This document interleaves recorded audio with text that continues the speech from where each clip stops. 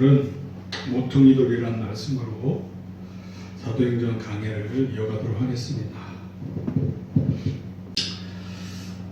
사도행전 4장 11절 말씀을 보면 이 예수는 너희 건축자들의 버린 돌로서 집 모퉁이의 머릿돌이 되었느니라. 12절 다른 이로서는 구원을 얻을 수 없나니 천하 인간의 구원을 얻을 만한 다른 이름을 우리에게 주신 일이 없음이니라 하였더라. 할렐루야. 자, 이 11절부터 보자고. 이 11절에 이 예수는 너희 건축자들의 버린 돌이래요. 건축자들의 버린 돌이 뭐예요? 결국 예수님께서 이 유대인들에게 버림을 받는다는 거예요. 특히 유대 종교 지도자들로부터 버림을 받아요. 하나님의 아들로 구세주로 이 땅에 오셨는데도 그냥 버려져요. 그렇지만 이 버려진 돌이 결국에는 집 모퉁이의 머릿돌이 돼요. 즉 하나님 나라의 초석이 돼요. 이 머릿돌로 말미암지 않고는 하나님한테 다가갈 수가 없어요. 그래서 그 12절에 다른 이로서는 구원을 얻을 수 없나니 천하 인간의 구원을 얻을 만한 다른 이름을 우리에게 주신 일이 없음이니라 하였더라. 이게 누가가 이 베드로의 이 말씀을 잘 받아 적은 거예요. 그런데 이거는 베드로가 이 말을 하기 전에 예수님이 먼저 이 말씀을 하셨었어요. 즉 베드로가 예수님의 말씀을 재인용한 건데, 예수님이 언제 이 말씀을 하셨냐면 마태복음 21장 42에서 44절 말씀을 보면 예수님은 또 시편의 말씀을 인용을 하신 거였어요. 시편 118편 22에서 23절 말씀을 인용한 건데, 예수께서 이르시되 너희가 성경에 건축자들이 버린 돌이 모퉁이의 머릿돌이 되었나니 이것은 주로 말미암아 된 것이요. 이 시편에는 하나님으로 말미암아 된 것이라 되어 있죠. 주로 말미암아 된 것이요. 우리 눈에 기이하도다 함을 읽어본 일이 없느냐. 그러니까 예수님께서 이 시편의 말씀을 본인한테 적용하셨어요. 그리고 43절 그러므로 내가 너희에게 이르노니 하나님의 나라를 너희는 빼앗기고, 즉 이 돌을 버린 유대인들은 빼앗겨요. 하나님 나라를 빼앗겨요. 그 나라의 열매 맺는 백성이 받으리라.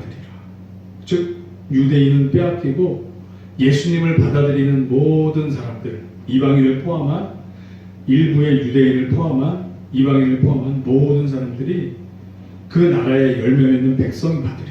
이렇게 예수님께서 말씀을 하셔요. 예수님께서 하신 말씀이에요.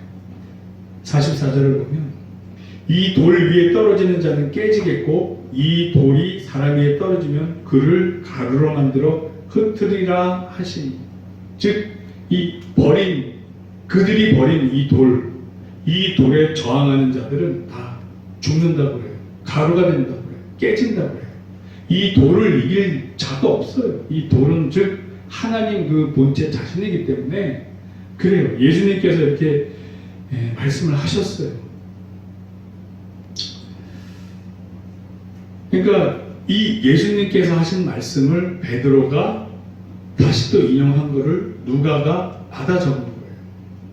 그러면 이 예수님께서 하셨던 이 모퉁이 돌에 대한 이 비유를 또 다른 사람들이 또 인용을, 다른 제자들이 또 인용한 부분들이 있어요. 에베소서 2장 20절에 보면 사도 바울이 또 인용을 했죠.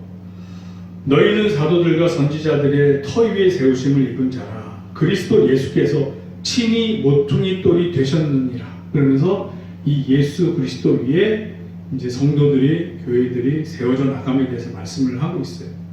그리고 베드로전서 2장 7절에서 8절을 보면 이렇게 말씀하고 있어요.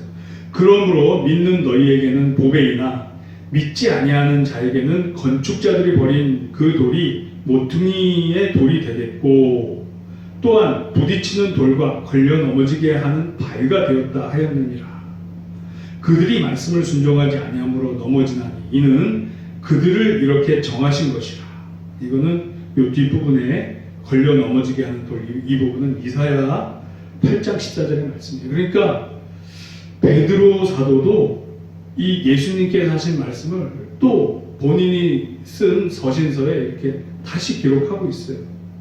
예수님께서 모퉁이돌 머릿돌이 되시고 또 그에 저항하는 모든 사람들은 거기에 걸려 넘어지게 된다. 그래요. 그러니까 예수님께서 하신 말씀을 그대로 다르게 표현을 하고 있는 거예요. 이사야서의 말씀을 더 추가해서 다시 표현을 하고 있는 거예요. 자, 그래서 오늘 이 말씀을 보면 사도행전 4장 11절에서 12절 말씀을 보면 이 예수는 너희 건축자들의 버린 돌로서, 즉 사람들에게는, 유대인들에게는 버림을 받았지만 진 모퉁이의 머릿돌이 되었다고 선포를 해요. 그리고 사도 베드로가 이 말을 누구에게 하는 거예요? 이 말을 지금 누구에게 하는 거예요? 산헤드린 공회 사람들에게 하고 있는 거예요.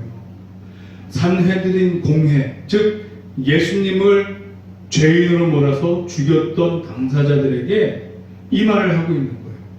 너희들이 예수님을 받아들이지 않으면 이 돌에 걸려 넘어지고 이 돌이 너희 머리에 떨어지면 너희는 가루가 돼서 죽는 존재다 라는 것을 선포하고 있는 거예요.